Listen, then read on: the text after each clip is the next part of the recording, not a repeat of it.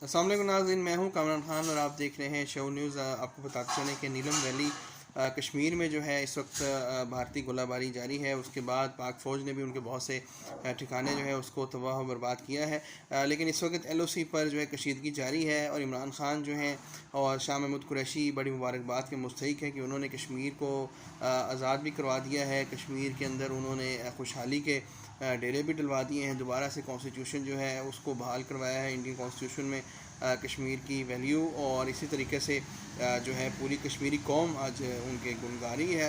देखते हैं कि नीलम वैली से ये जो दवाई फैल रही है LOC लाइन ऑफ कंट्रोल जिसको कहा जाता है। लाइन ऑफ कंट्रोल वो इलाका है जहाँ पे पाकिस्तान और इंडिया के दरमियान एक हदबंदी है।